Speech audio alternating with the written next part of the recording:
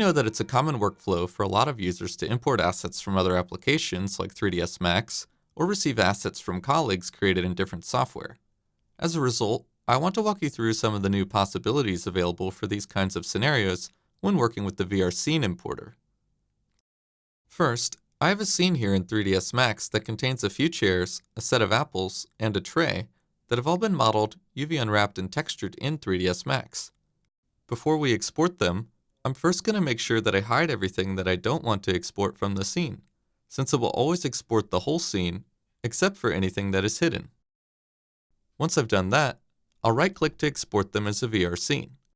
Now, all we have to do is select a file path, and then just click Export, and that's it. It's that easy and simple. To save time, I've also already exported the chairs in advance, so let's hop back over into SketchUp now to see how easily we can import them into our scene.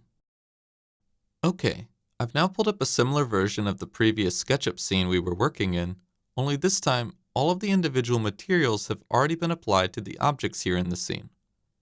Now let's see how we can bring over the apples, tray, and chairs that we exported as VR scenes from 3ds Max. To start, let's go to File, Import, and then switch the file type to V-Ray vrscene files from the drop-down list. Let's first select the kitchen chairs, but before importing them, I'm going to click on the Options button to review our settings for importing. Let's change the Materials option to Colors to import only the diffuse color, since we don't have any special textures or UVs to worry about here.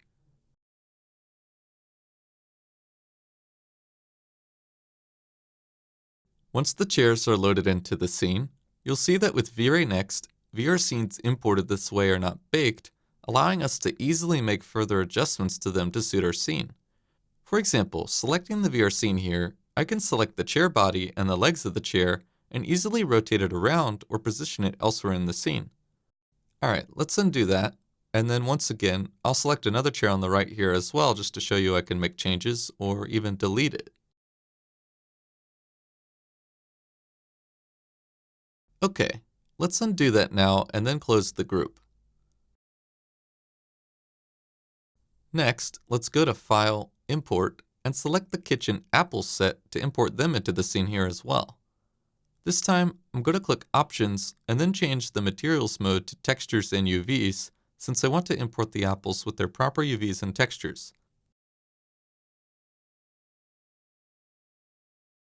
Now, the apples have been imported into the scene here, so let's switch over to the close-up scene to see them better. Okay, now I'm going to start the interactive render so we can see how the textures look on the apples and the plate that we imported.